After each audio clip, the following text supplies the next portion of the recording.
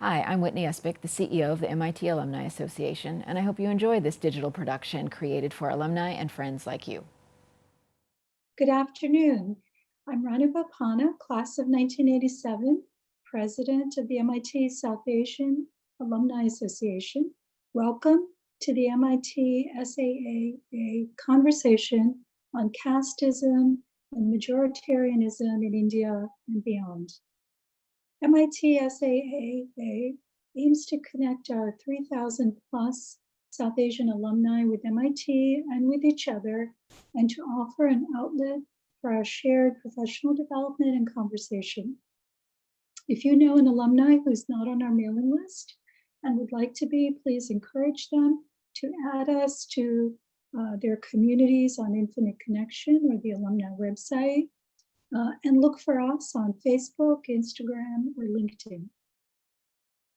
Today's conversation about casteism and majoritarianism came about because the MIT South Asian Alumni Association had such an informative and dynamic panel a few weeks ago about our own history as South Asians in America and how we've benefited from the civil rights movement and the responsibility that we feel to make sure that the American dream is available for all. We felt that it would be hypocritical to then not take a look at the architecture of human hierarchy that also exists in India. Joining us today to discuss this is once again a very impressive panel of MIT and Harvard faculty, alumni, and graduate students. Abha Soor is professor of Women's and Gender Studies at MIT and author of Dispersed Radiance, Caste, Gender, and Modern Science in India. Ajanta Subramanian is professor of anthropology and South Asian Studies at Harvard and author of the newly released book, Caste of Merit, Engineering Education in India. Together, their books examine the influence of caste, nationalism, and gender in science and engineering. Also with us is Balakrishnan Rajagopal, Associate Professor of Law and Development at MIT's Department of Human Studies and the founding director of the Program of Human Rights and Justice at MIT. Professor Rajagopal has written extensively on Dalit issues and human rights.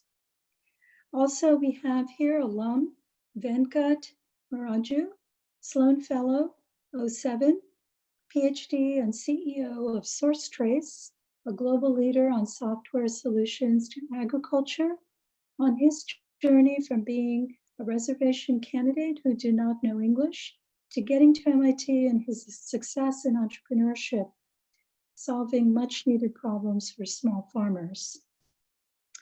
We will also hear from physicist Satya Mohapatra, postdoc at MIT Kavli Institute of Astrophysics. He is also the organizer for ANSWER, Act Now to End War and Racism, coalition which has been raising awareness of the Cisco case at MIT. And graduate student Husayn Karimi, 19, who is also an organizer for the MIT Student Worker Alliance.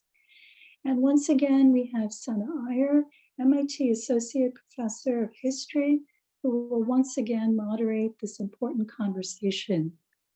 I would like to remind you all that the Q&A feature is open for you to submit your questions. Please do so. We will have ample time at the end to get to your questions. So without further ado, please, Professor Aiyar, please take it away. Thanks very much, Ranu, for organizing this really important series of conversations for the MIT community. And thanks to all the panelists for sparing their time and expertise with us.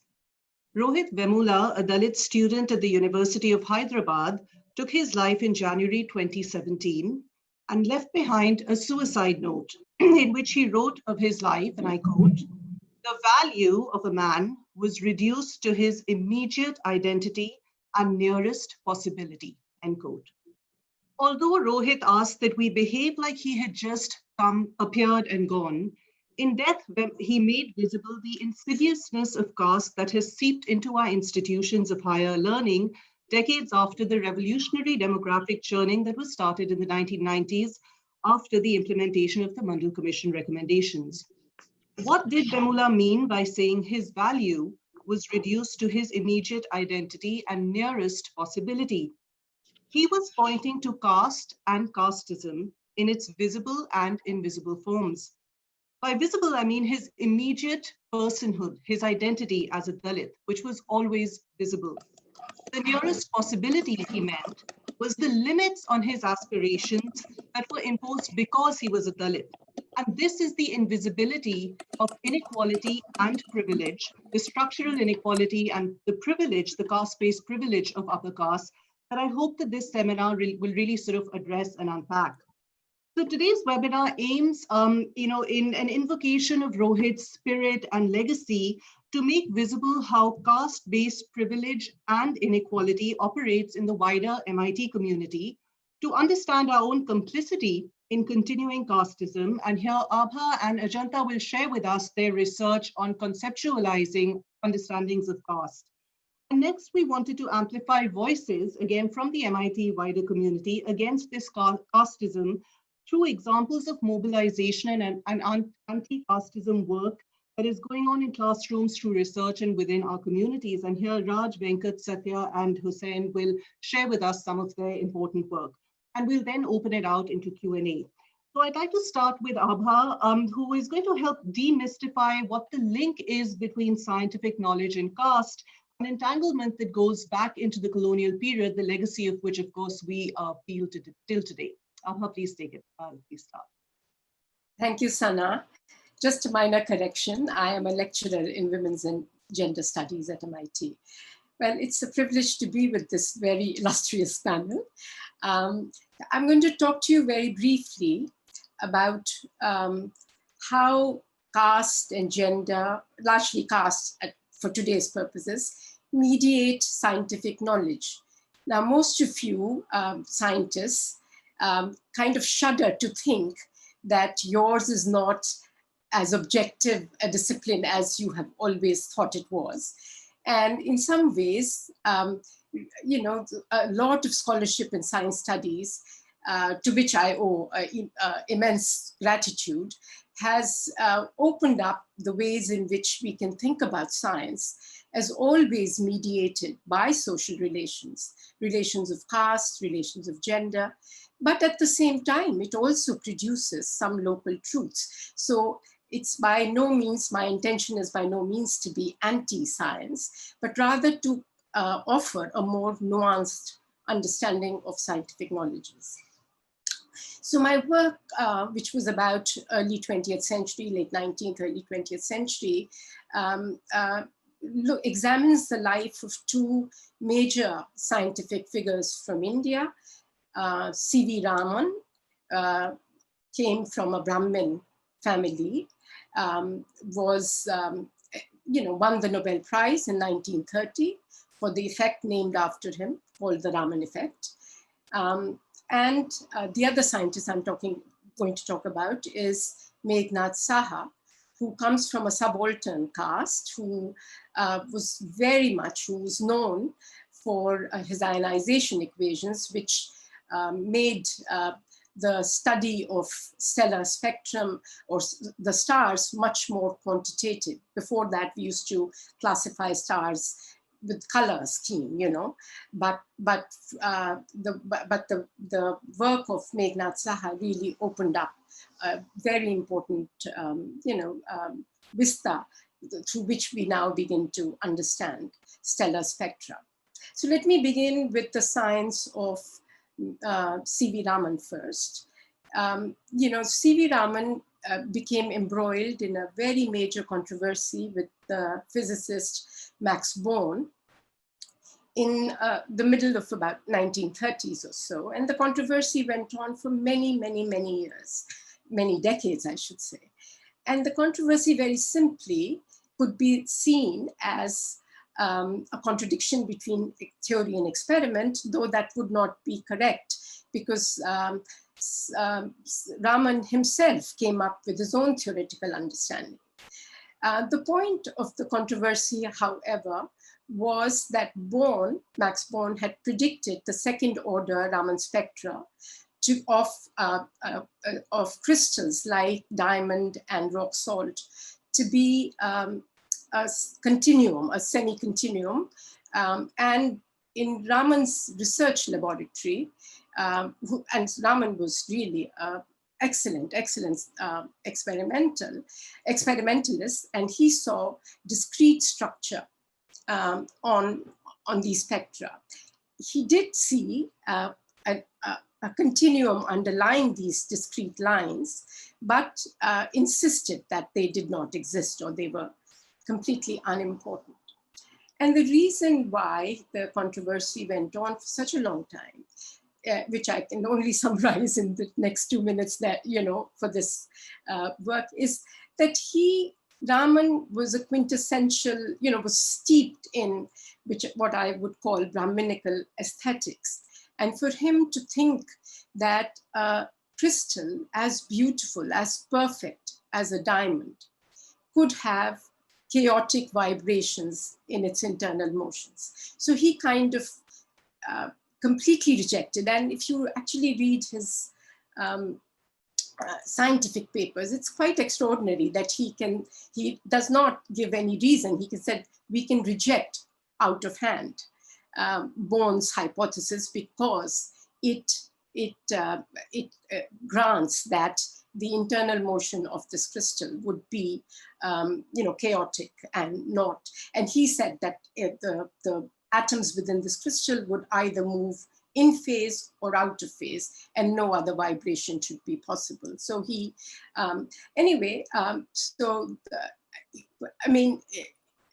the scientific community, to talk about colonialism, completely sided, the Western community largely, because there was very little else going on, sided with Max Born. And even though anybody could see that there were these very sharp features in Raman's second order Raman spectra, they all said, no, Max Born is right in his announcement. But the point here is that why was Raman so against accepting it? Because accepting Born's theory, because as I said, that he just could not accept the fact that there should be chaotic motion.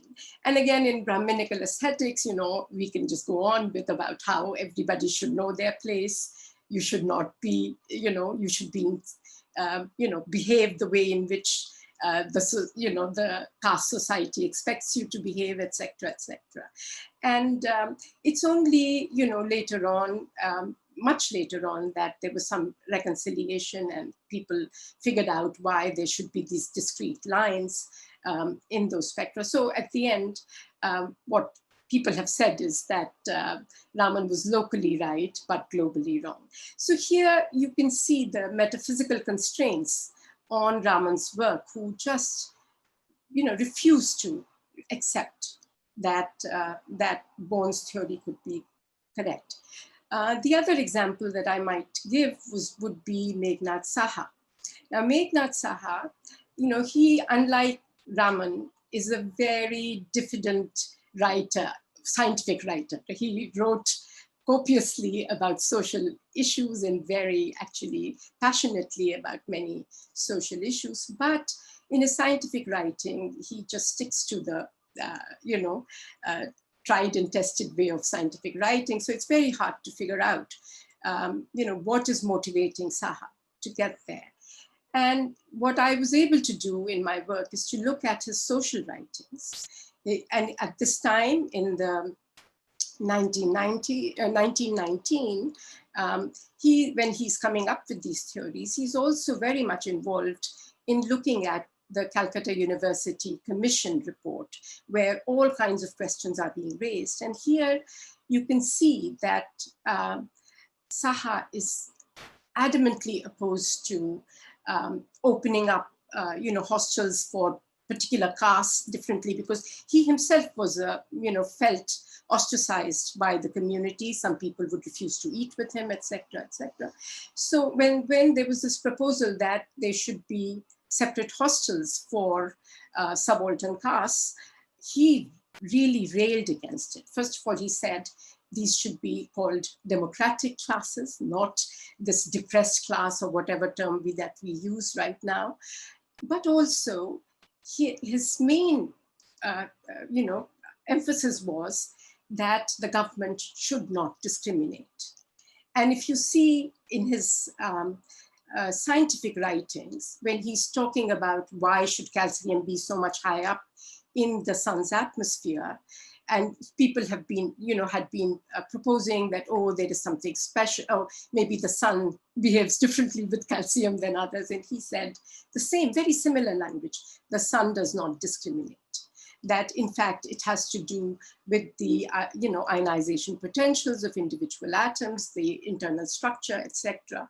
And whereas in nature itself, you will not, in the sun itself, I shouldn't generalize to nature in general, there should not be any discrimination. So what we find is that in scientific knowledges, there is, after all, we cannot shut out the social world and think completely anew when we look at sciences. So what we observe, what we choose to observe, what we choose to ignore, which is right in front of our eyes.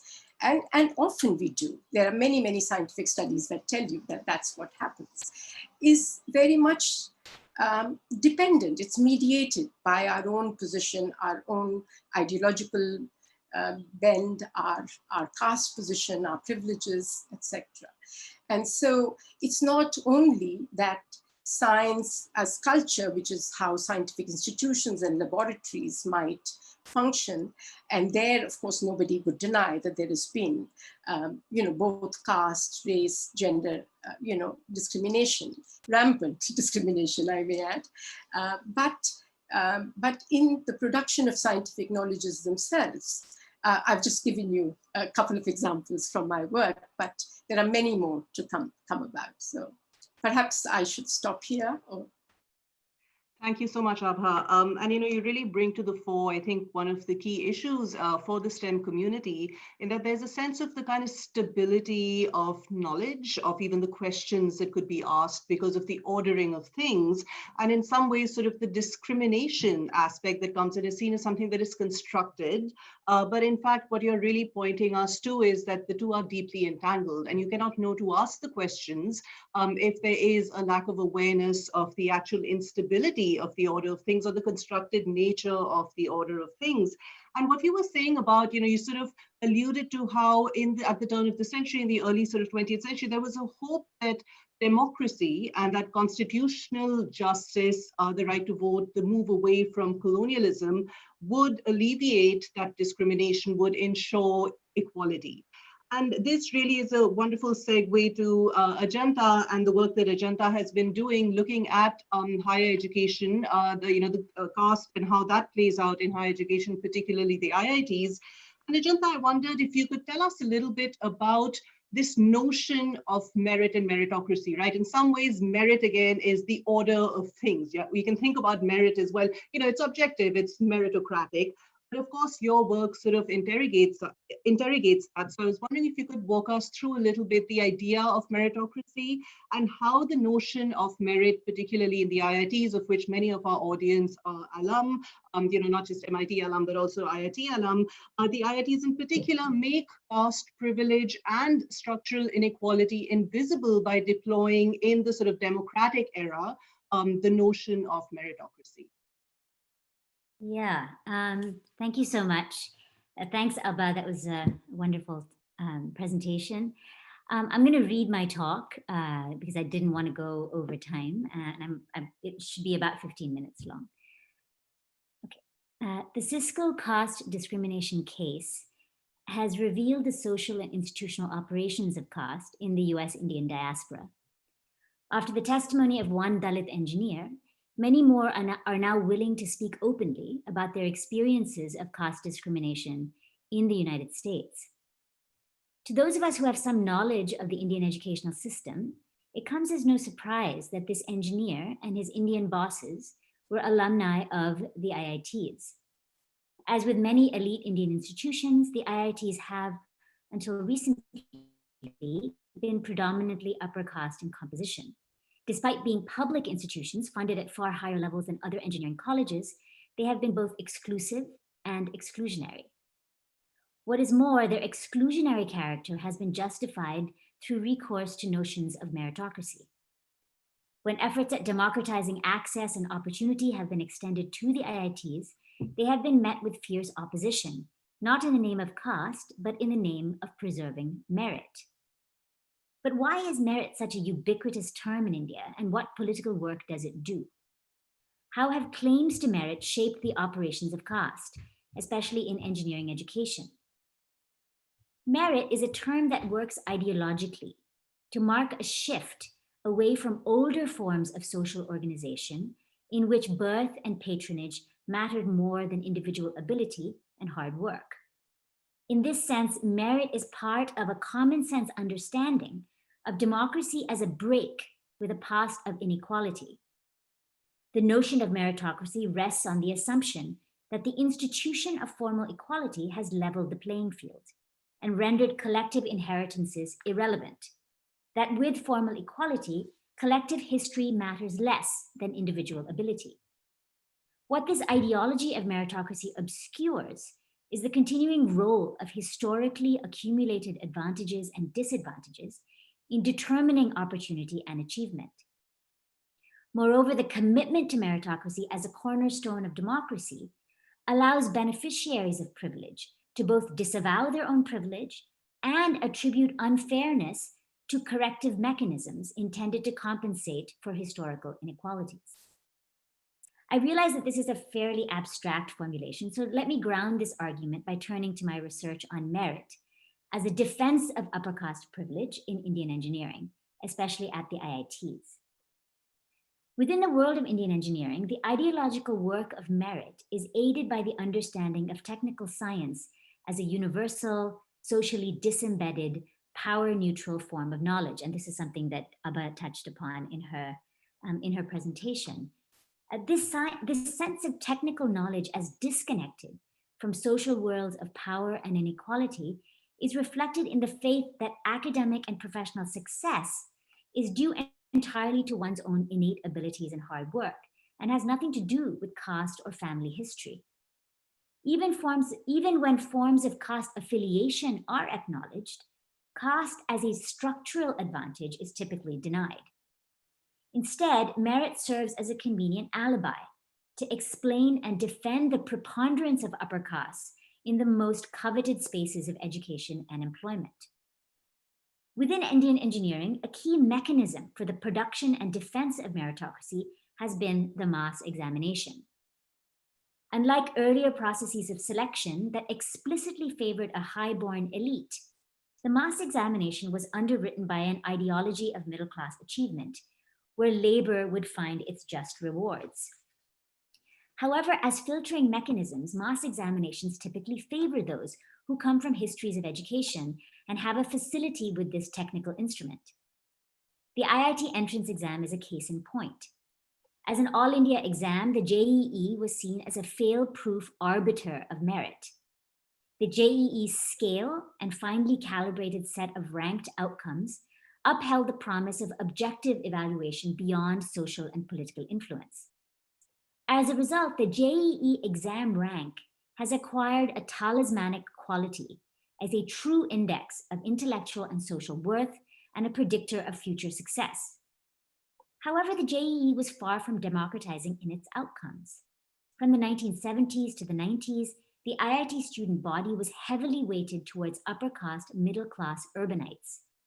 A sizable percentage were children of central government employees who had themselves taken the prestigious Union Public Service Commission exam and made a point of training their children to succeed in the intense competitiveness of examination culture. These structural continuities of caste and class history have been key to exam success. At the same time, the perceptions of the UPSC and the JEE as objective filters of individual ability, disassociated from other structural factors, have reinforced an ideology of meritocratic achievement. They have allowed those who succeed in the exam to disavow class and caste inheritances and foreground their own innate talent. More recently, upper caste claims to merit have become more defensive because of particular challenges to the social makeup of the IITs. These defensive claims have also generated new conceptions of caste belonging and caste difference.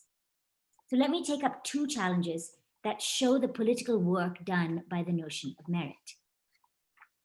The first challenge was the exam coaching industry. In the past 15 years, JEE exam coaching that was once more of an upper caste phenomenon has exploded into a billion-dollar industry that has allowed students from lower caste and rural backgrounds to gain admission to the IITs. Their arrival, however, has been met with hostility.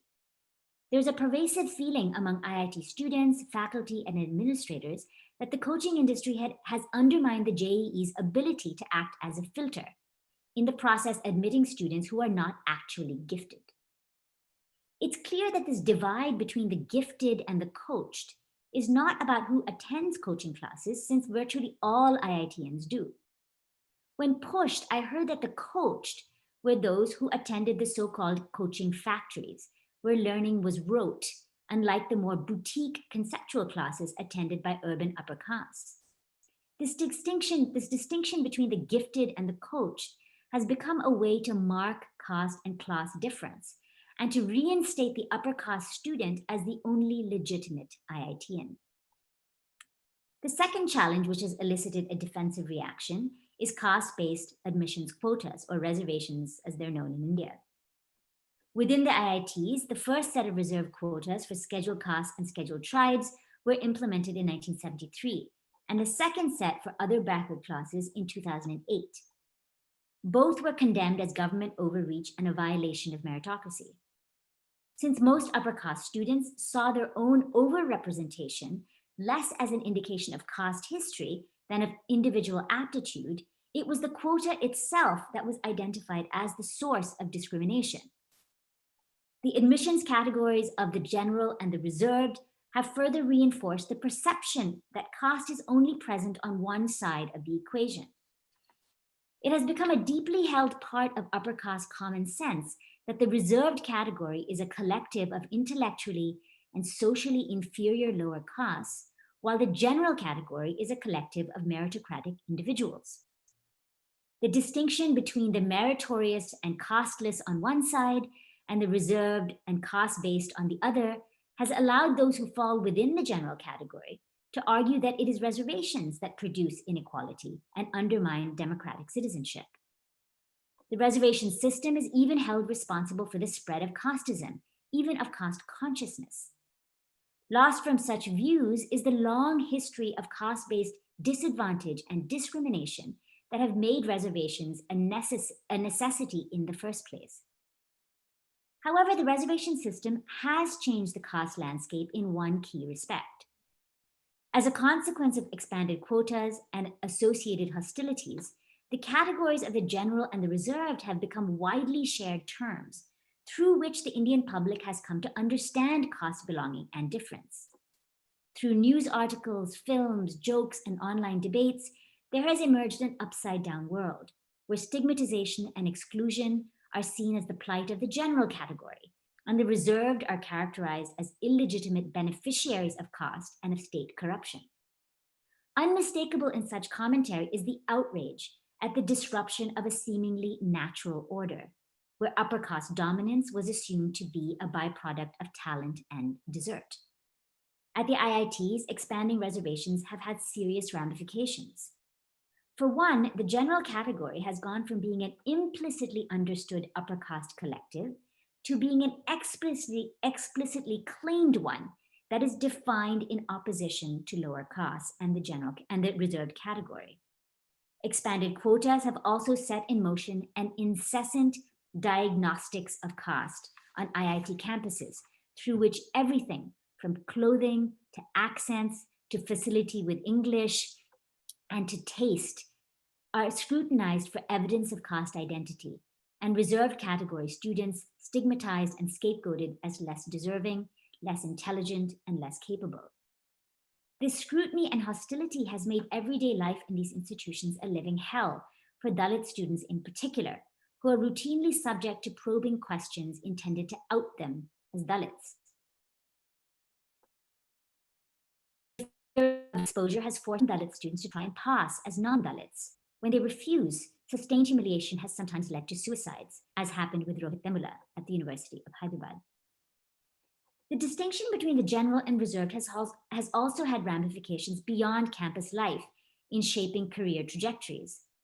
Now, Indian private sector job recruiters pointedly ask for the JEE rank as a way of discerning an applicant's admissions category, in the process reproducing caste stigma in hiring.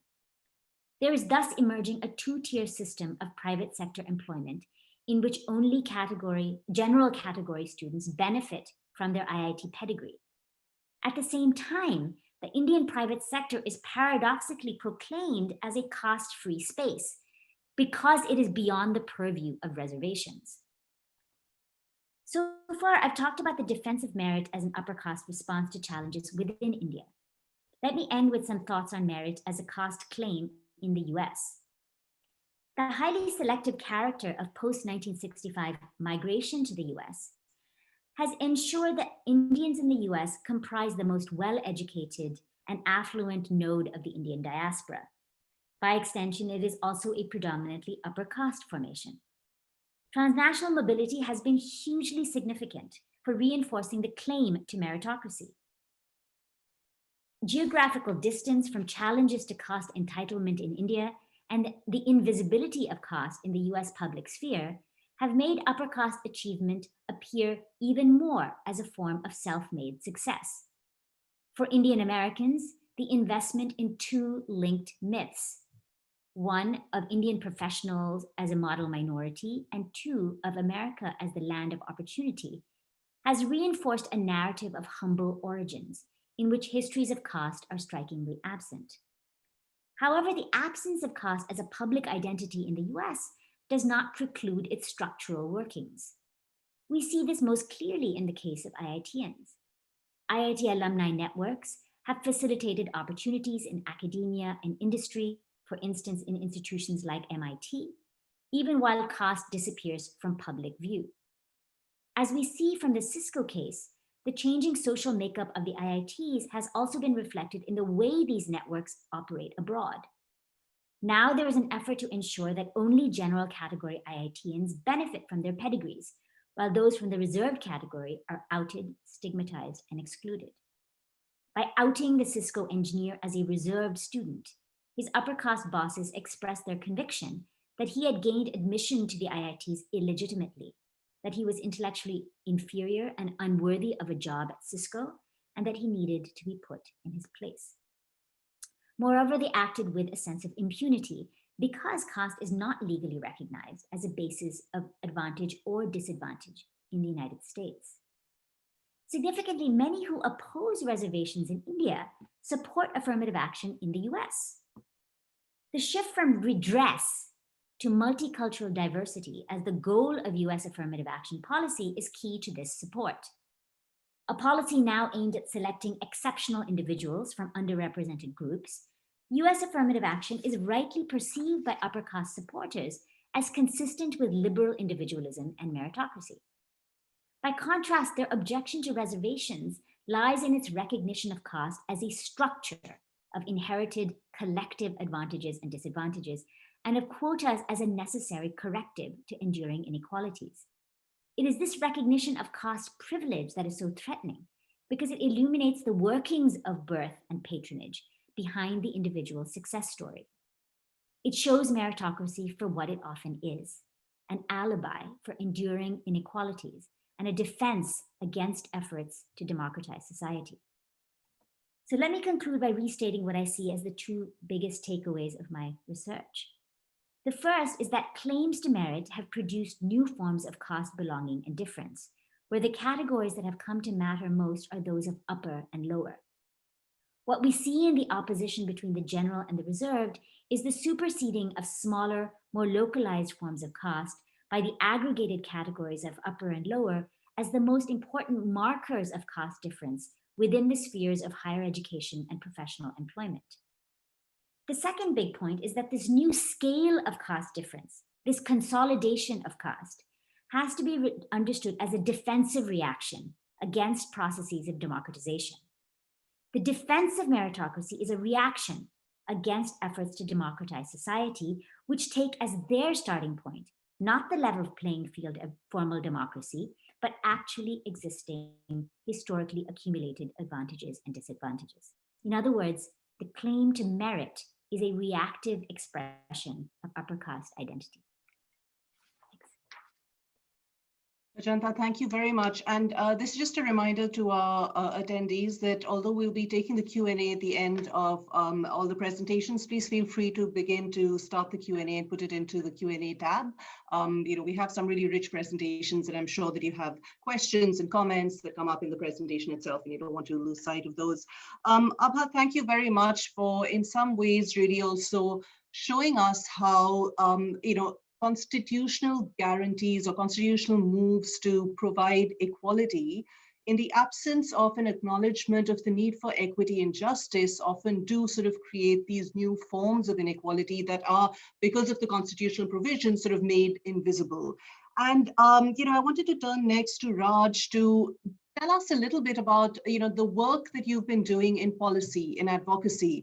How are then Dalit and other marginalized communities able to, given the continuing sort of a structure of casteism that are made invisible in these, in these sort of modes of meritocracy and democracy, there is a sort of way in which communities are now beginning to mobilize both local but also global sort of institutions and discourses of justice and rights. And I wondered if you could share with us some examples of this kind of work you're doing, particularly in the field of law and justice, that really bring together, to ask the question, is the fight for caste equality and is the fight to recognize caste privilege and, sort of move the discourse away just from inequality to privilege, is this simply a local Indian domestic one? Or in fact, is this one connected to other rights movements and movements for justice that are more global and, more particularly even here in the US? Thank you, Sana. So just a little correction in the beginning. I'm a faculty member in the Department of Urban Studies and Planning. And I also have a role as the UN Special Rapporteur on the Right to Housing, although I'm not officially speaking as on behalf of the UN now. So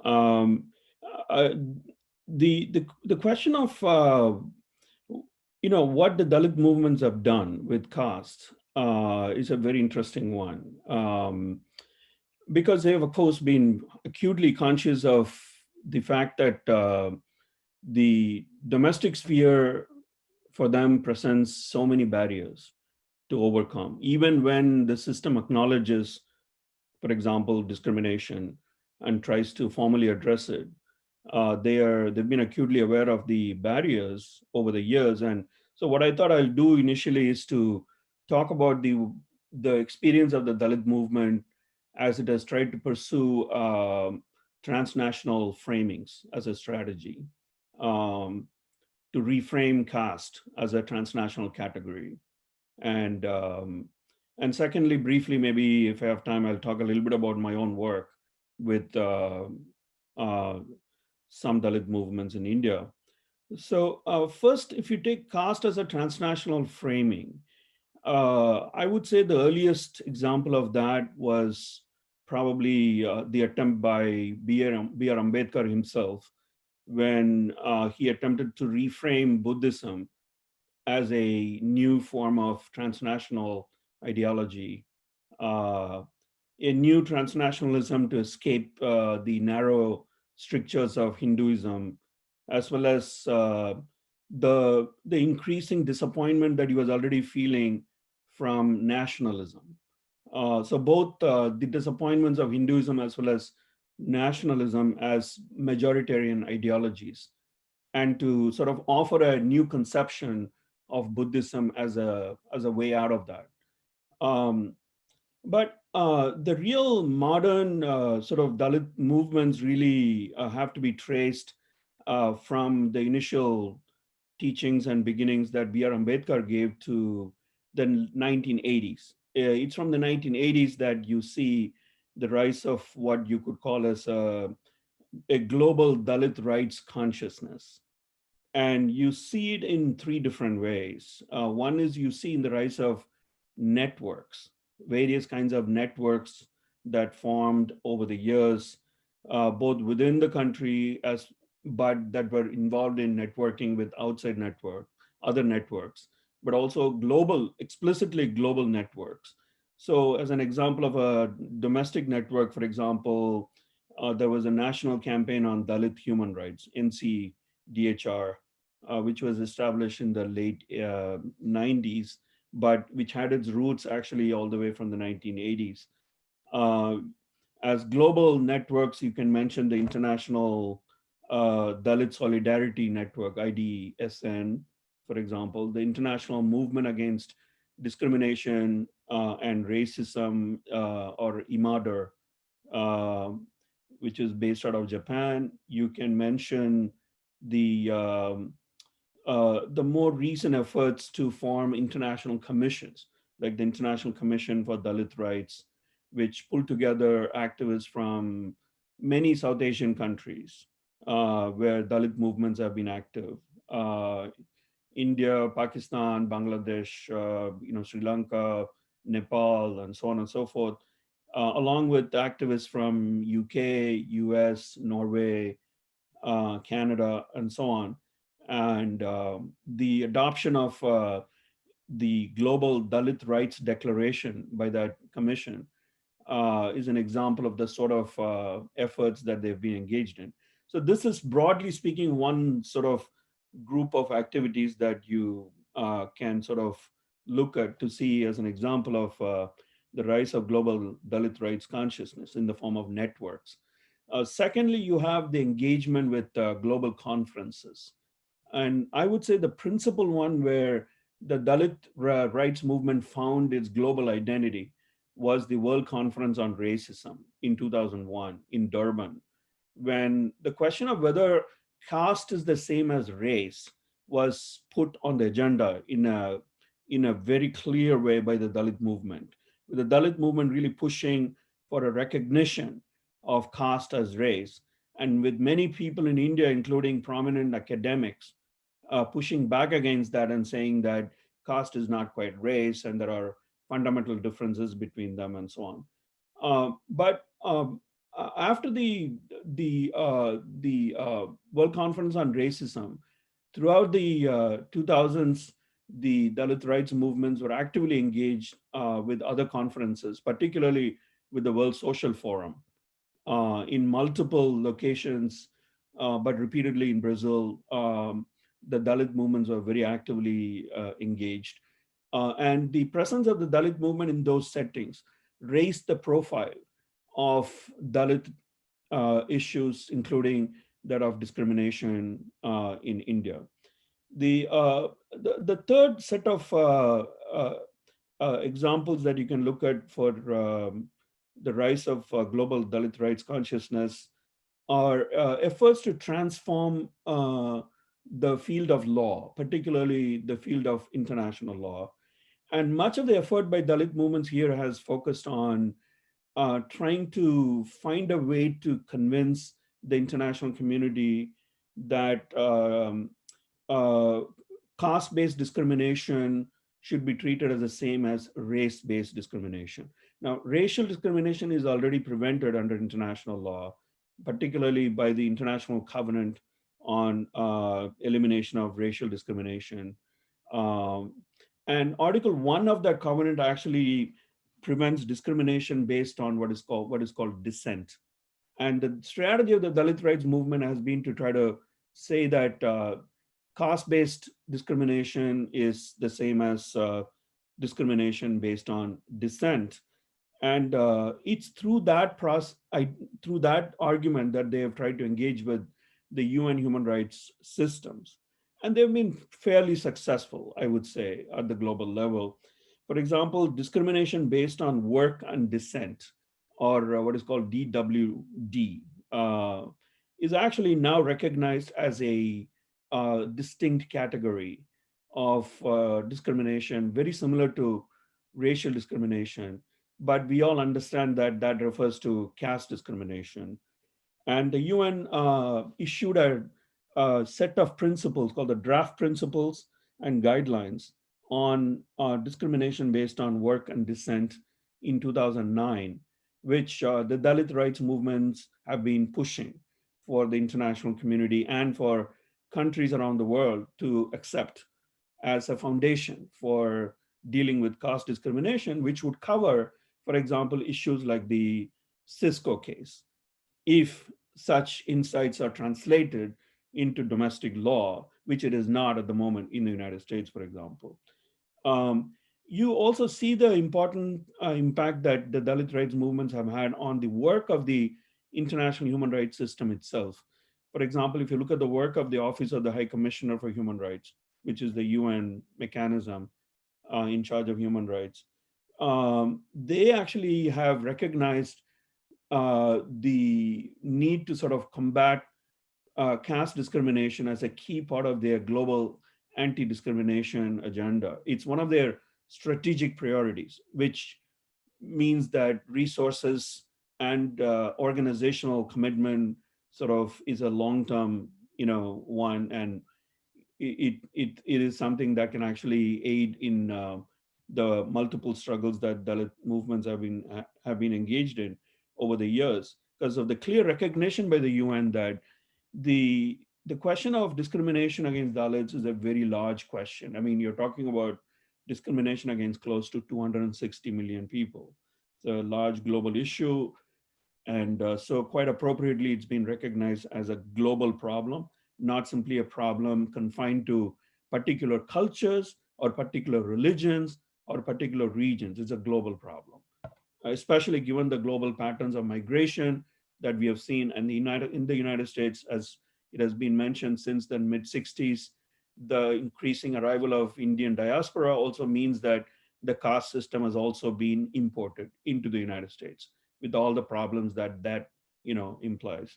So I suppose I'll spend a couple of minutes just talking a little bit about my own work in this context. Most of my work with the Dalit movements have been since the early 2000s, been with the Dalit rights group called Navsarjan, a Gujarat-based organization, which is a hybrid entity of both a social movement as well as a what you would call as a civil society organization as well. But of course, in my UN capacity, I also deal quite a lot with other Dalit rights groups as well. But most of my actual work through MIT has been with Navsarjan, and that has taken, several forms. And one major, very fulfilling work that I've been able to do is through coursework, developing what in my department we call practica. These are field-based courses that for which you have students working with you and the organization on the ground to engage in particular very applied work. And in the case that we were working in the 2000s, it was actually around the issue of manual scavenging, an enormously important issue for Dalit rights, and one that the Indian state, for example, has it has looked like it is addressing formally, for example, through formal laws, banning the practice of manual scavenging. In 1993, there was a legislation. In 2013, there was another legislation, and so on. But the practice of manual scavenging continues. So one of the reasons for our collaboration with Navsarjan was to ask, well, how do we go from promises on paper in the form of laws to actually changing practice on the ground? And it was a very fulfilling one. It has led to many theses, graduate theses, and even a doctoral dissertation focusing on some of the other work that Navsarjan has been doing on, for example, on Dalit land reform in Gujarat. The work that we did with Navsarjan also gave us an opportunity to engage in program evaluation, basically help assess the work of Navsarjan and state agencies on sanitation, interventions and suggest some key ways in which they could be changed. And of course, a big part of our work was to help Navsarjan engage in advocacy in a way that would actually bolster, the effectiveness of their own programs. Overall, I would say we've had about 15 years of engagement with Navsarjan and other groups, and it's been one of the most fulfilling parts of my time at MIT. So I suppose I'll just stop there and see if people have more detailed question about either my work or about what I said earlier about the attempts to reframe caste in a transnational setting, particularly in terms of its engagement with law or policy. I'm more than happy to answer those questions. Thank you. Thank you very much, Raj. In fact, I've already seen quite a few questions come up. And, as I said, at the end of all the presentations, we'll get to them. What I think has been really useful has been how you've shown the various ways in which there is a limit to government, the Indian states, desire and ability to institute change, and the various ways in which other sort of civil society groups, or the UN and other transnational conferences and institutions have tried to build these transnational networks of solidarity as well as change. And as you said, advocacy and policy change is very much a big piece of that puzzle, as is shifting discourse on understanding caste. And I think that the link between caste and race and the ways in which Dalit movements are now beginning to really interrogate caste as race and racial discrimination is a very interesting move. But I now wanted to turn to Venkat. Jai Bhim, Venkat. You have, of course, been working, in community mobilization amongst ambedkarites here in the US. And I wondered if you could share with us your experiences of moving from India to the US and what the ambedkarite mobilization really at heart is about, and how that then feeds into change, of not so much the transnational institutional level, but really sort of bottoms up community mobilization. Yeah, thank you, Sana, and good afternoon, everybody. And I think people are there from all parts of the world. And I really want to thank you, MIT South Asian Alumni Association, to discuss a very sensitive topic, oftentimes, but an important for South Asia. So let me begin. I know the three academics from MIT and Harvard spoke. To follow them is not an easy. I'm not that eloquent, but I'll try my best to narrate a couple of stories, as well as I think a little bit about Ambedkarite movement. First, I want to tell this audience. I don't know how many of you can relate to me, but I am a very proud beneficiary of reservation system in India. And what the country gave me an opportunity, that breakthrough that they gave me first time only. I used reservation only in engineering college. That's the first time. I never let anything, my country down. I made them proud, and wherever I went, I represented my country, and I became a very proud citizen of India. And I'm 29 years in US and still hold Indian passport. I do a lot of international travel, and you can imagine nowadays how hard it is to get all these visas. But I'm still holding on to so don't get me, if I say anything critical about India, is I'm not patriotic. I could compete with patriotism, anybody out there. I have enough stories to tell. But let me begin with my MIT experience. I joined MIT Sloan Fellows Program in 2005 while I was working at Bose Corporation as a divisional CIO for automotive division. And the initial class of, if anybody knows Sloan Fellows Program, it's a mid-career, very prestigious, now close to 85, 90-year-old, first of its kind mid-career program in business schools, started by, with Alfred P. Sloan support. And you get all these very successful middle level, high potential managers from usually used to come from big companies, but now also there are a lot of startup companies are also participating. And typically we had a class of 110 students, and half of them typically come from outside United States, 50% from within United States, and culturally also, like, for example, I was living in US, but I'm first generation who moved to US for my studies. So if you count people like me, we are 50%, and then 50% you can say US. And then they have these initial mixing up, bonding type of exercises. So one of the things they did is they divided like some big countries, like from India, we had Indian origin, you can call like about 10, I think 11 students out of 110. And then China, Singapore, we had a couple of African countries, they merged.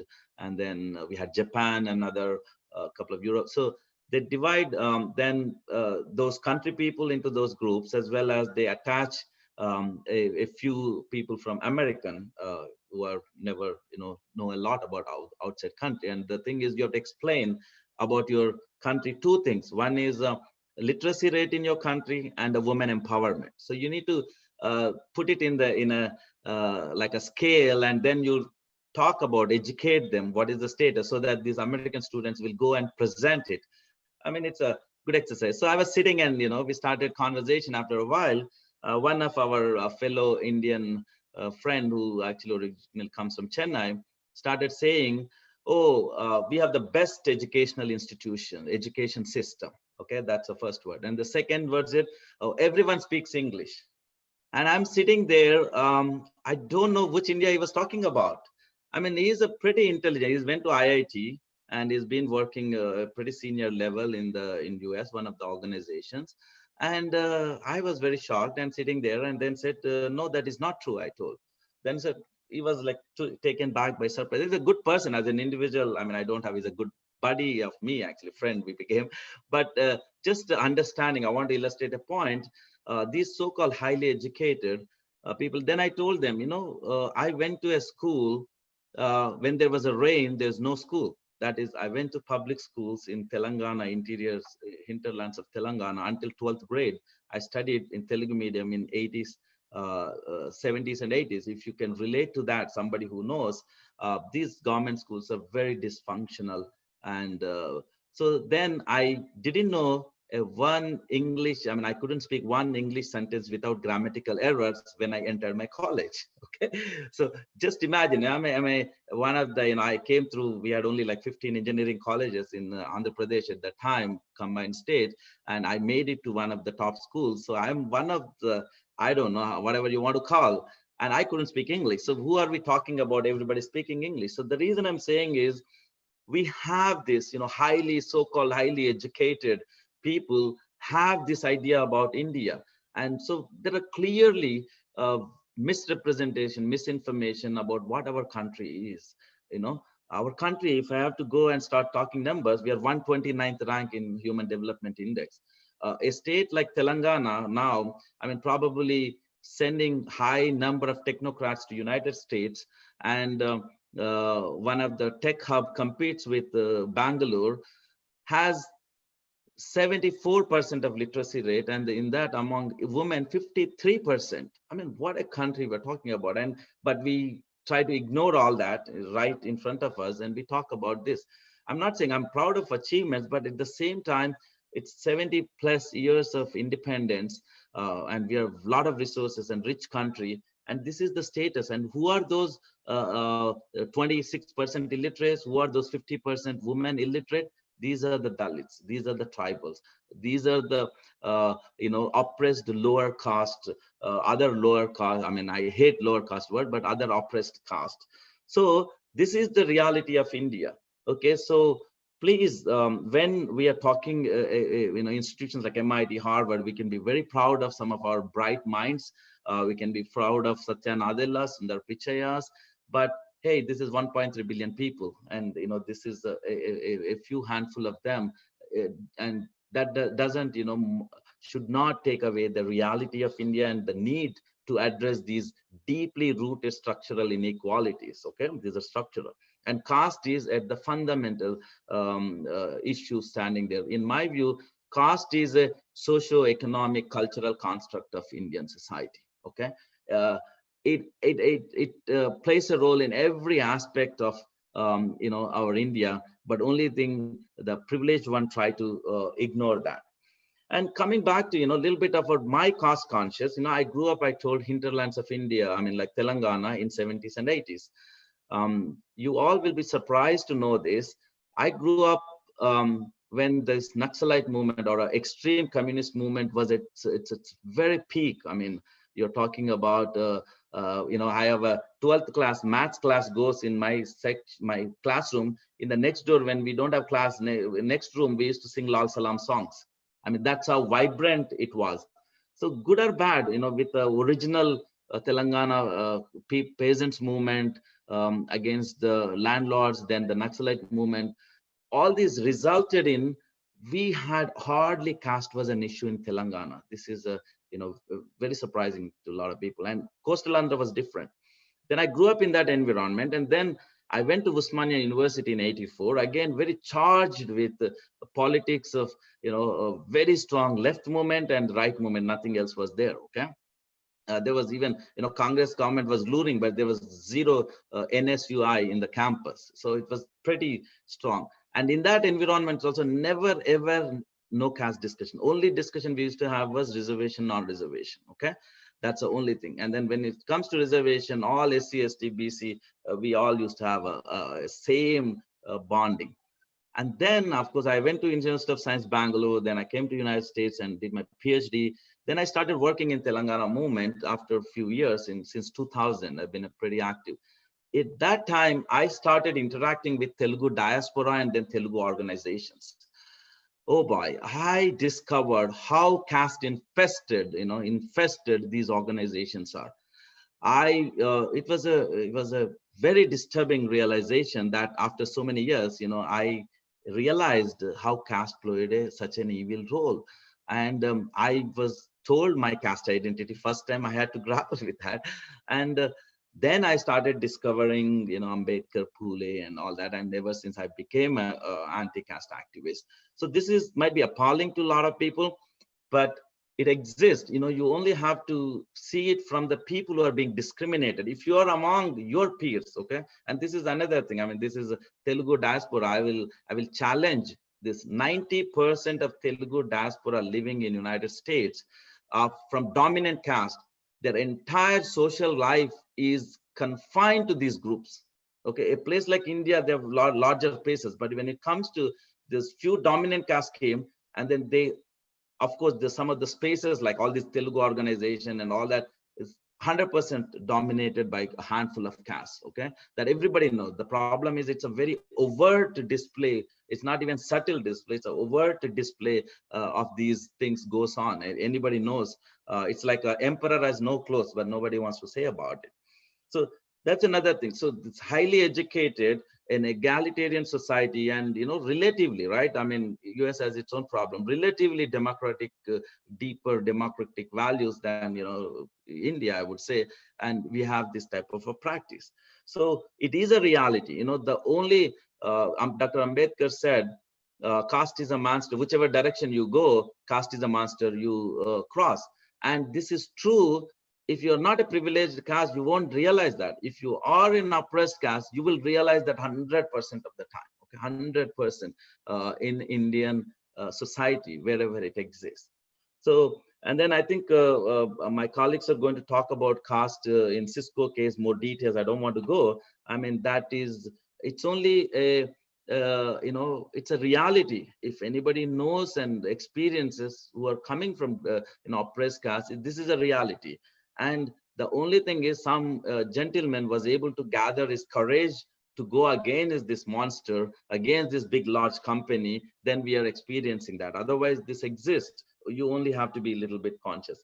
So let me talk a little bit about Ambedkarite movement, right? I know.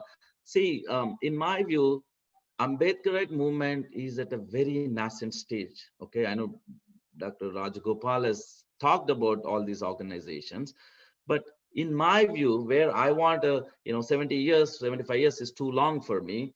I feel it's at a very nascent stage. If I have to talk about Ambedkarite movement, we have to really talk about Buddha, Gautam Buddha's, challenging Hinduism to structural inequalities, from there to, Ravidas. Then in the modern times, Mahatma Phule, Savitribai Ma, to basically, Ambedkar, Narayan Guru Periyar, all these people. But Ambedkar was able to basically uh, make them constitutionalize these values of, basic liberty, justice, equality, fraternity, where India could have a path to an egalitarian society. And in that, Dr. Ambedkar, with his wisdom and all that, enshrined some of these constitutional guarantees. And among them, the reservation is the most contested. But I want to tell here, the political reservation, people like me are ready to give up anytime. Okay, it did very little. It only, in terms of, great personality like Kanshiram, it's only produced stooges, okay, to the ruling class. But the only thing that whatever little achieved in empowerment of Dalit and other oppressed caste is the reservation in, again, reservation in higher education, reservation in public sector jobs. Okay, that is. And according to that, even though it is very little, actually, it is, according to some estimates, in 2001, this is somebody's study, these together impact only 3% of Indian economy. So the 97% is still intact in a feudal format. Nothing has changed, okay? So, of course, the liberalization has even worsened after the 91, this scenario. So coming back, this 3% of opportunity that is given is, people like will never give up, will put up whatever it takes to fight for these type of because that is the only thing created people like me, created people like Professor Kanje to Professor Praveen Kumar, to we have some people who are fighting on the ground. So this is very small, very small. There is a lot more need to do this 97% of the economy, especially the new economy. I mean, there are studies came, the Princeton University has done, and Professor Sukhdev Thorat has published a few years back. The new economy, let's take IT sector. They've documented with evidence that 80% of these jobs are taken by 20% of the dominant caste, and the 20% of the jobs are taken by 80%. So where is the representation? Where is the accommodation? So, I mean, the Ambedkarite movement that exists today, in my view, there are two ways. If it has to be a little bit radical movement, what he suggested, one is to ask to people to move away from Hinduism. Okay, it could be controversial for a lot of people, but in my view, a religious transformation can achieve a permanent transformation. I mean, like a movement could achieve a permanent transformation. And if anybody could move out of Hinduism to Buddhism, it would have created. But unfortunately, that has been a slow process, except in Maharashtra, nothing much happened beyond that.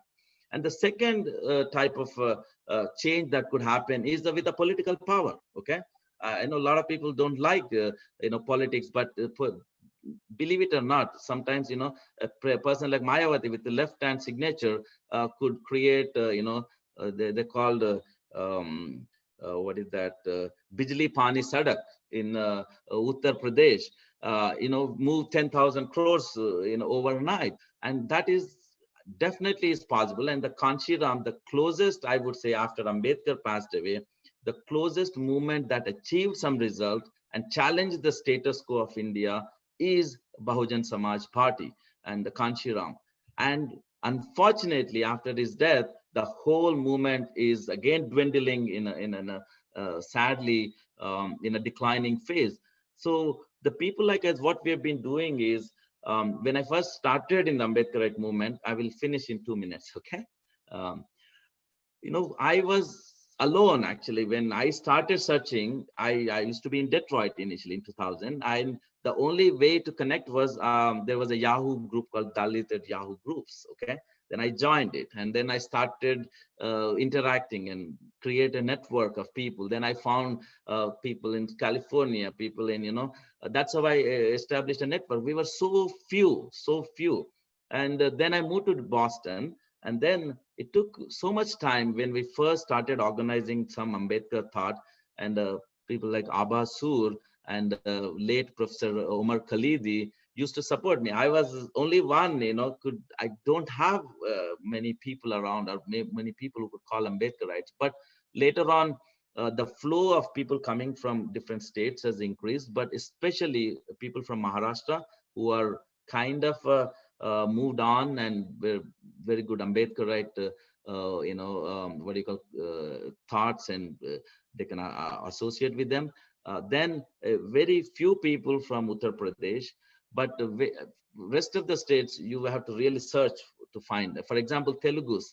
I could find after 5 years one Telugu guy who could call himself Ambedkarite in the Boston area, even though we have a lot of techies coming from the state. So, but today at least we have different organizations at this stage throughout US. Number of them, I think 5, 6 very, very formidable organizations.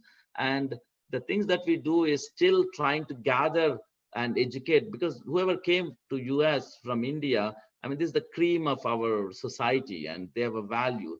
And if 10 people go and sit in front of a consulate or Harvard Square, that has a magnifying effect back in India. So we have been organizing, even the Cisco case, there is a coalition of this organization formed, and we have been working with the state in California to give some stories, support them, and see if justice could be met to this individual who have been, discriminated at work. So with that thoughts, I would like to stop here, and I'll be happy to answer any questions. And again, thank you, MIT South Asian Association. Thank you, Venkat. Your talk has really reminded me about the revolutionary potential and aspirations of some of the constitutional changes, particularly with reservations, and what gets lost sometimes in our critique of how it's playing out in terms of the structures that have not changed in the higher space of higher education. What we lose sight of is, in fact, that demographic churning that was so necessary and important. And in some ways, as you were talking about sort of the Ambedkarite movement, there are ways in which India is, the larger Indian diaspora is at an inflection point of a real change. It's another moment, I think, of change, potentially even revolutionary change, that I hope those who are attending this webinar are now sort of aware of. I saw some questions about sort of action and what can be done. And, these are the concrete examples. So please, go and look at the Ambedkar King Study Circle website. There are testimonies that are being collected. There are lots of resources and spaces out there. This in ways is a really good segue into our final presentation by Satya and Husayn, who will share with us, Satya himself is an IIT alum and was going to share with us a little bit his personal reflections on reservations, but also will talk us through the Cisco case. And Husayn has been very active within MIT campus. We often think about the South Asian presence at MIT as the students, faculty, and alum. But in fact, our dining hall workers, our custodial sort of staff, the people who are invisible in some ways, who are absolutely the center of our campus, are those who often get left out. And Husayn has been very much at the forefront of building up an alliance between students and workers to that. And so that again was an example that I hope he will share with us of mobilization and very immediately what we can do. Satya and Husayn, to you, and I request the other speakers to turn off their cameras for this presentation. Thanks, Sana, and thanks for the South Asian Alumni Association. Let me quickly share my screen. Yeah, cool. So if you don't see my screen, you can pause me anytime. My name is Satya Mahapatra. I'm a staff scientist at MIT and an organizer at Act Now to Stop War and End Racism Answer Coalition. So I would like to talk a little bit about my personal narrative, and I will also talk about Cisco case. So my caste origin is a dominant caste, the so-called warrior peasantry, but not Brahmin, and also not the intellectual caste of Karan in Odisha or Kayas in Eastern India that constitute most people in Indian academia. I did masters from IIT Kanpur with classmates mostly from Bengali Brahmin and caste background. Just to be clear, it was not that Brahmins all around India were my classmates, but mostly from Bengal, because Bengal also had a very strong tradition in natural sciences. None of my classmates there were either Dalits or OBC, other backward caste.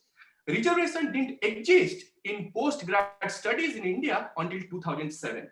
Because after a lot of political mobilization, reservation was accepted at the bachelor's level due to Monel Commission, but was deemed not valid for higher studies, as meritocracy, the so-called meritocracy, which Ajanta talked about in great details, became the talking point.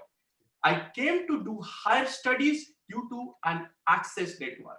I came to do the higher studies in the US as an access network because I did my summer internship at TIFR, one of the Tata Institute of Fundamental Research, one of the most elite research institutions in India that time, and IIT Kanpur credential that brought me to the grad school here. Overall, in the US, the academia is not much different in their construction of meritocracy. It's very similar to India, actually. The US doesn't even have an Indian-style numeric quota. So I definitely will fight with Venkat to preserve that numeric quota reservation system. It's very important. But US has a very much weaker idea of affirmative action and some legality about non-discrimination. In the standard US academic circle, not just South Asian, but outside South Asian, numeric quota, any committee you go, numeric quota is registered upon. People don't, they're hostile to it. There is a talk about diversity, which is basically the kind of voluntarism from the institution part and with goodwill, but it doesn't really allow numeric quota and it's met with hostility. I'll quickly talk about the Cisco case. People did mention about Cisco case. So Indian science and tech workers, as Venkat described before, do bring their idea, their hostility towards reservation and the idea of meritocracy, and it perfectly well fits in within the existing model minority, the Asian model minority myth.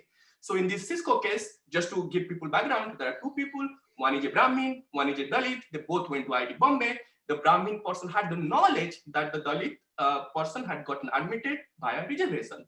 And the Brahmin person revealed it to other colleagues without taking approval of the Dalit person. And it actually did cost the Dalit person, jeopardize their career, the promotion.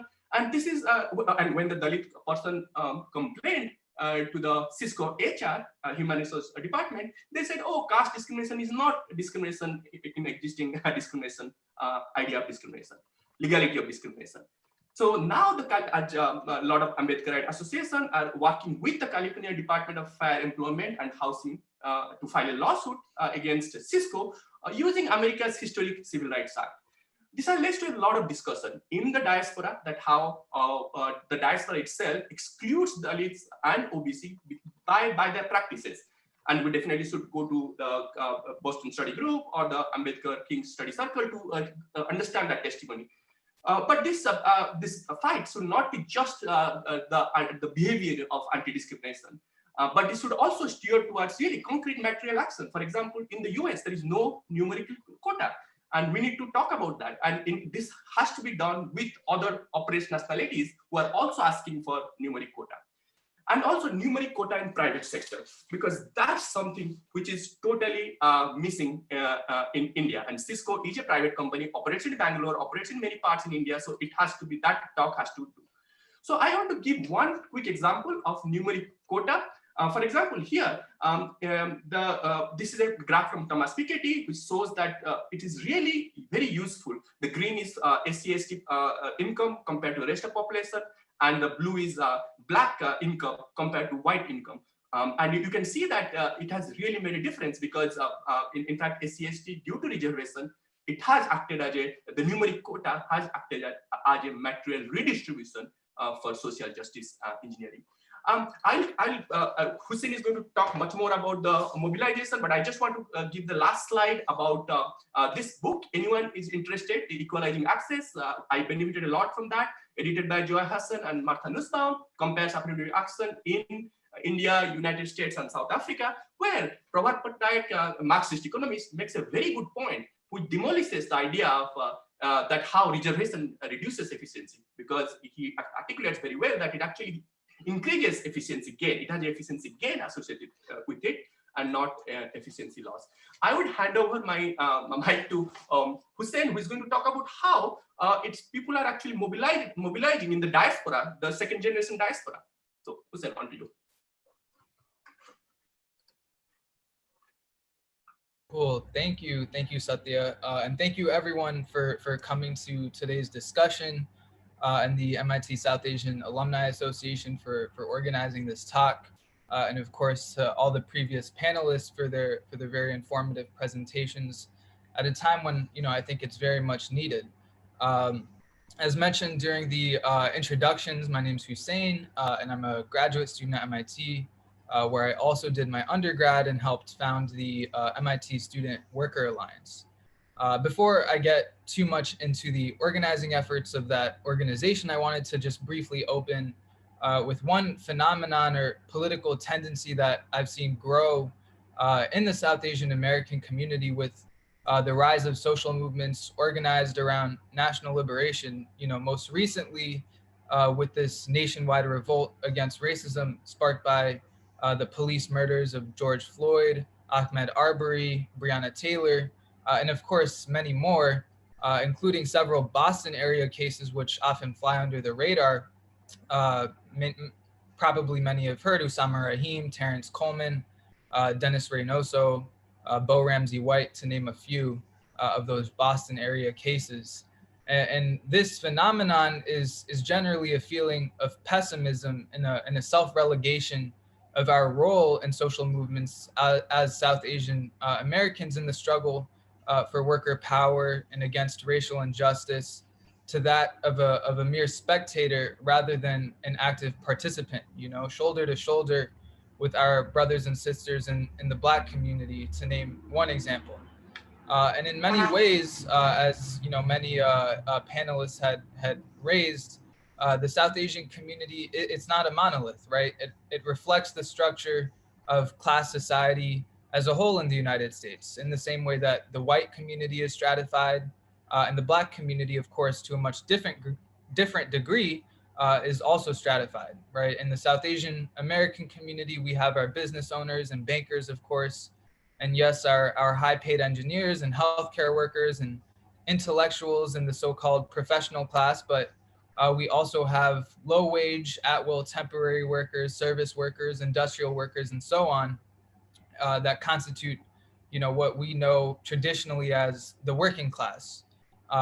In a sense, this myth, commonly referred to as the model minority, which is that South Asian Americans and Asians as a whole have a very common or dominant job classification and don't face the same inequities as other oppressed minorities in the United States, it can be reframed and restructured into a sort of radical sounding argument, even by progressive South Asian Americans. And this, I think, at least in my experience, is at the root of this cynicism, right? The conclusion is that the role of South Asians in the United States are simply allies rather than subjects and actors in the struggle for change. And if we look back at the history of South Asian immigration, when it really started to take root in the United States in the late 1800s and early 1900s, especially on the West Coast, South Asian immigrants were greeted in an unsurprisingly but an extremely cruel way. Probably many have heard of the Pacific Coast race riots and the Bellingham riots, to name a couple of examples of really acute violence against Asian immigrants. And of course, the analogy is not totally analogous, and they're different ranging histories, but W.E.B. Du Bois, who was a prominent civil rights leader and Black scholar in the United States, likened this new situation and condition of South Asian immigrants to that of Black people in the United States. Du Bois suggested it was the era of the so-called color line, that the condition of South Asian immigrants was the basis for an alliance between Indians and African Americans. And Du Bois was actually very close friends with Indian freedom fighter L.L. Rai, and also corresponded with Ambedkar. So he drew links between the struggle for independence in India with Black liberation in the United States. And the rise of the so-called professional class of South Asian Americans, which certainly exists, really took shape as a result of the US push for hegemony during the Cold War to compete with the Soviet Union, really driven by the need for cheap, high-skilled technological labor for research and development. But to sort of loop back to the point of my talk, my freshman year, a few of my friends and I started an organization which is now known as the MIT Student Worker Alliance. And really, we started meeting with dining hall workers in the dining halls to forge a relationship based in solidarity between students and workers on campus and common interests. Even at a world-class institution, as many have mentioned at MIT, with an endowment of over $17 billion, workers face some of the same challenges and are engaged in the same struggle as any other industry, right? Higher education is not immune to those inequalities. And we worked mostly with dining workers on campaigns to fight for rights and benefits that we often take for granted. Dining workers at MIT are contracted through a third party, through companies such as Bon Appetit.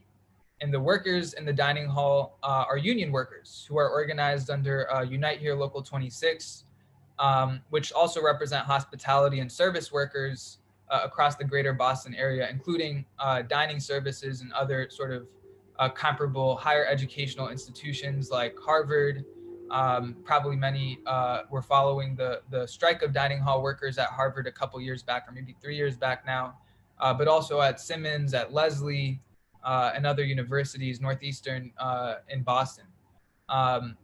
But because these workers, these dining workers, are subcontracted at MIT, they're not, afforded some of the same benefits as full-time staff or faculty.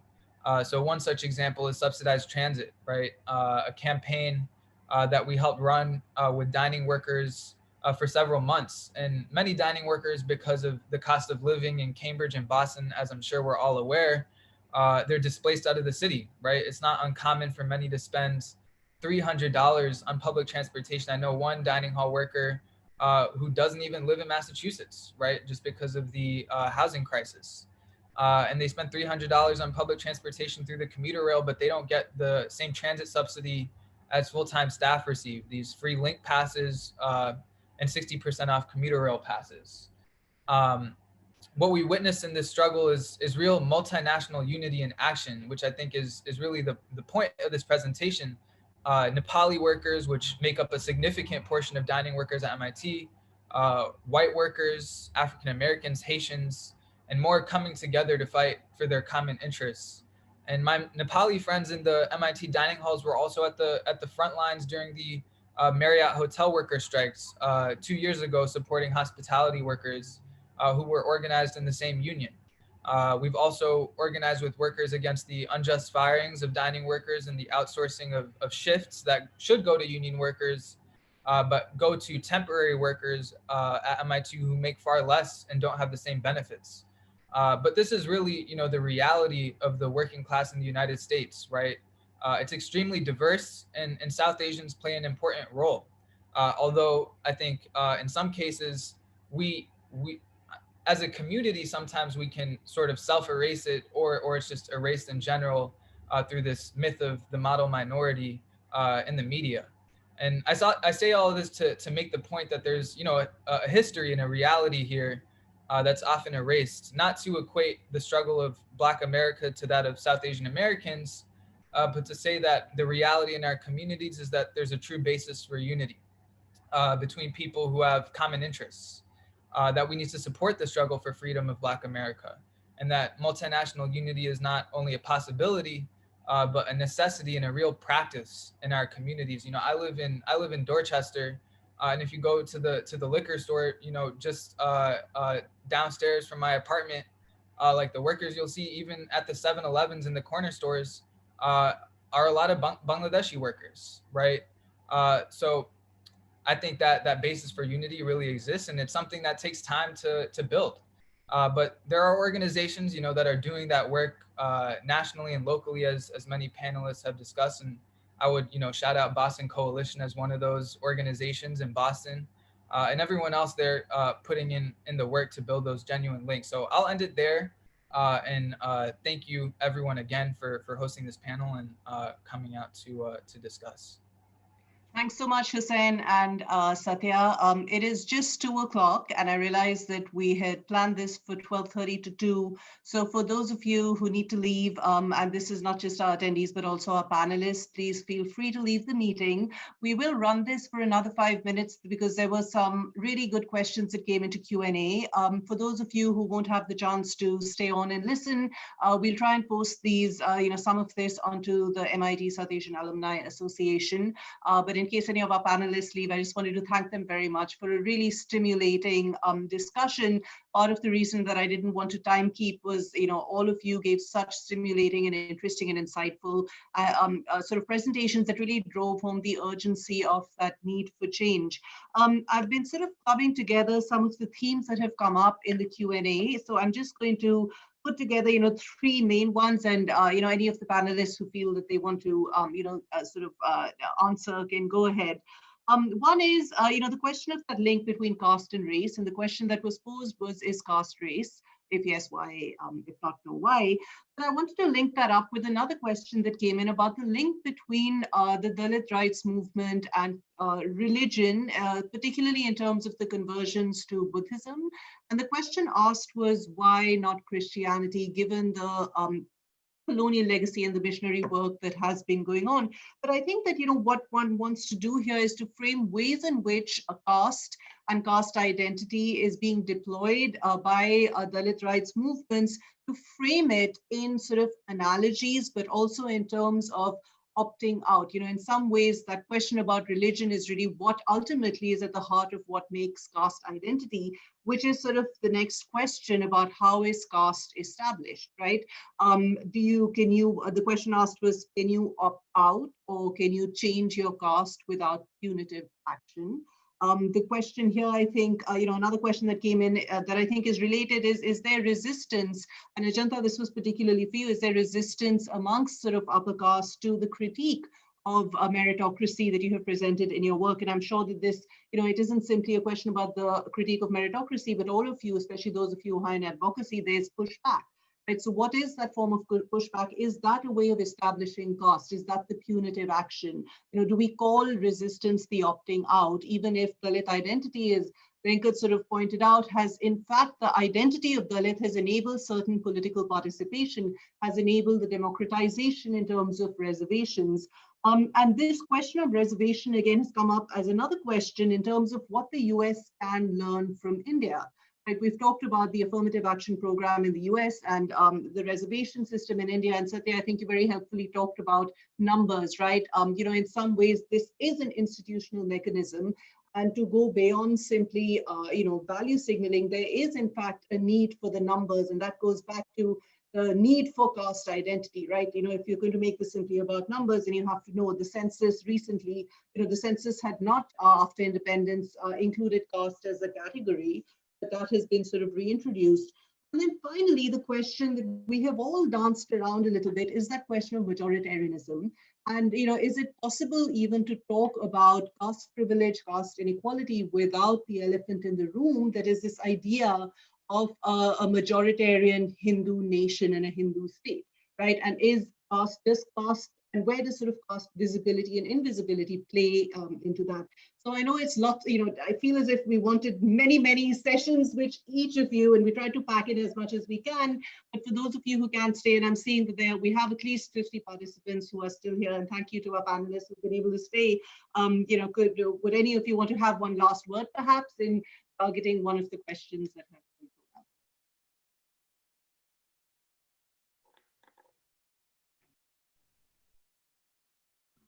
put up? Venkat, go ahead, and then Yeah, I just want to make just a quick comments on Buddhism and Christianity, right? The truth is, on the ground truth, even though Dr. Ambedkar, after a lot of study, and there was a long history of, which religion he wanted to, he said that he wanted to quit Hinduism. He was not going to die as Hindu. But it also took a long time to study all the scriptures, religions, and all that. Then he, advocated Buddhism is the religion. But unfortunately, it never picked up except in Maharashtra to some extent. But the truth of the matter today is, if the constitutional reservation is given to, if you are a Hindu, Buddhist, Sikh, Hindu, Buddhist, and Sikhs. Actually, Jains also, I think. If you're a Jain, but you're a scheduled caste, but then you're going to Islam or Christianity, you're not given religion. Okay, I mean, your reservation will be changed. You can't claim scheduled caste, even though caste as a very oppressive, even in those religions. That's another big topic. But the truth of the matter is, there's so much more Dalits have moved on to Christianity. It doesn't reflect in census. In South India, overwhelming majority of educated Dalits identify with Christianity, but the census don't show up, or they don't do justice. Okay, so that is the reality. So there's a huge fundamental shift happening with the Christianity. And then one question about meritocracy, right? I used to hear all this word. I mean, that used to kill my brain when I got a seat in reservation in Osmania University. I was considered less meritorious, and I lived with that inferiority complex throughout my undergrad education.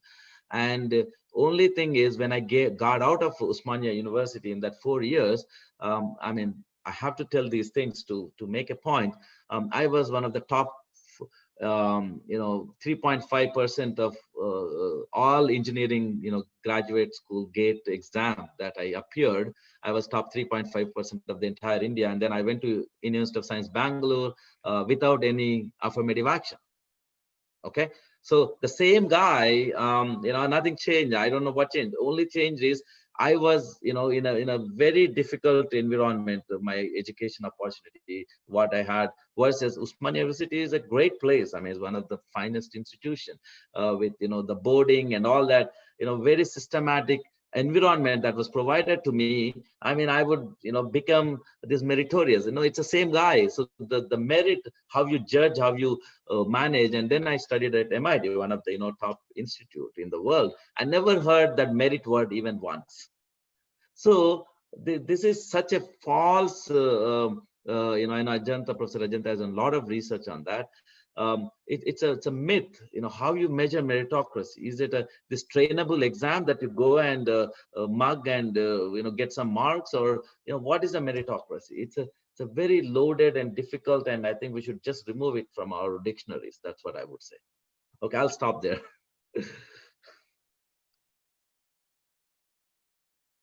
Go ahead, Raj. Hi.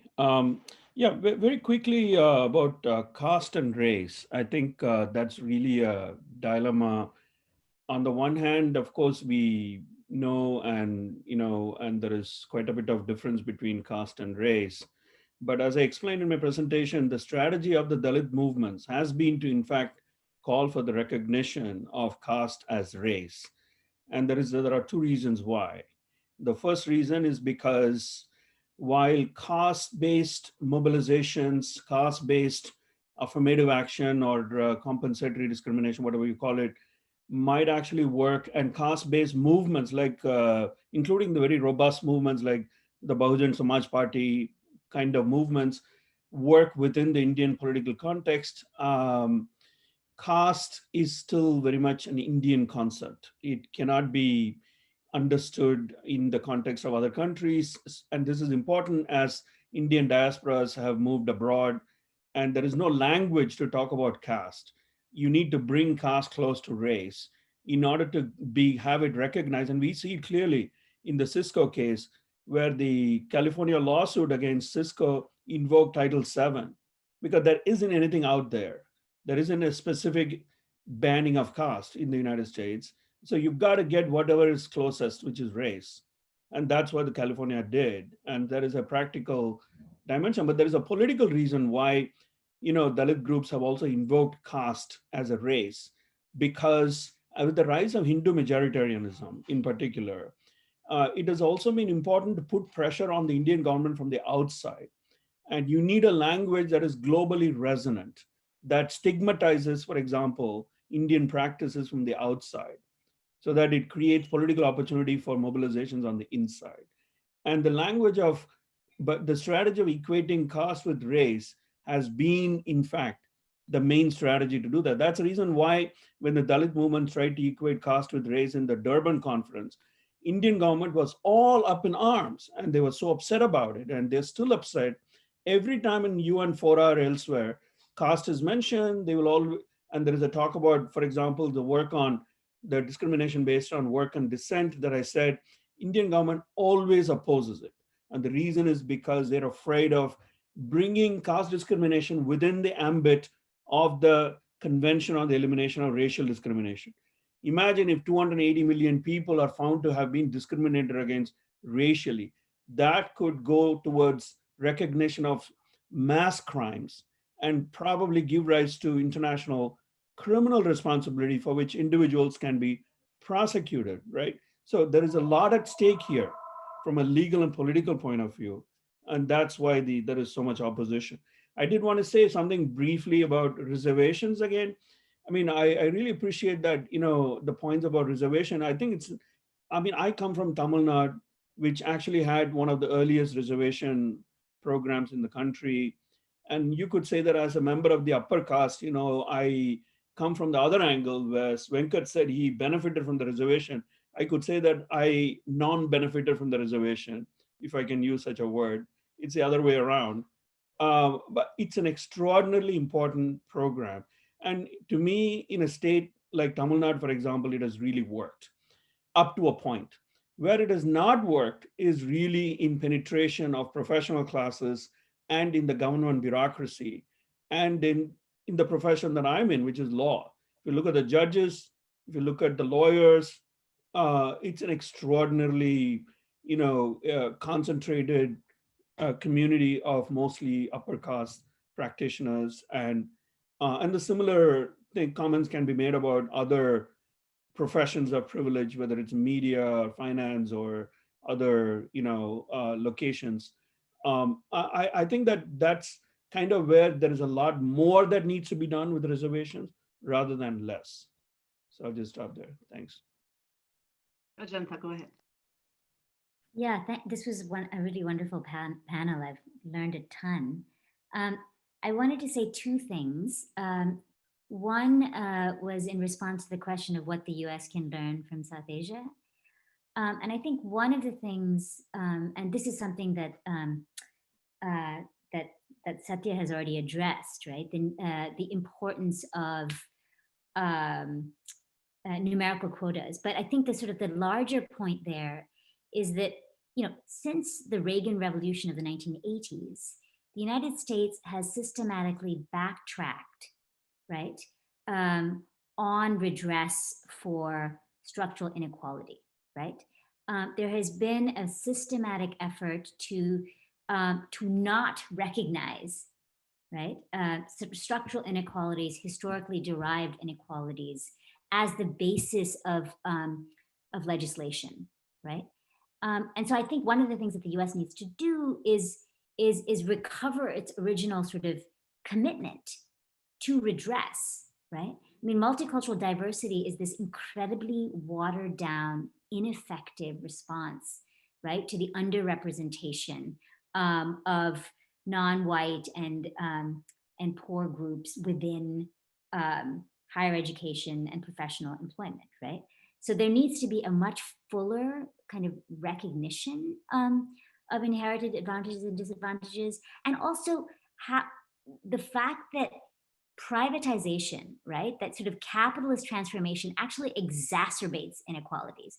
Capitalism is not a solution, right, to the sort of limits of democracy. It actually is part of the problem, right? And I think all of this is fully in view in the Indian context in a way that's a little harder to see in the United States. I think those are things that the US should learn from India.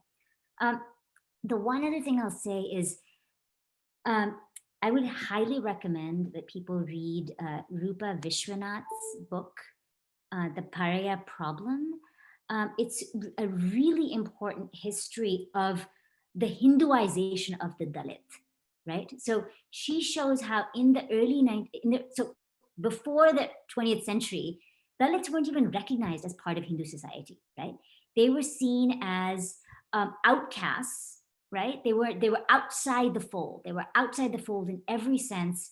And they were primarily recognized as in terms of labor, right? And this sort of goes back to this question of work, right? I mean, they were recognized as a sort of category of labor. These were bonded laborers, right?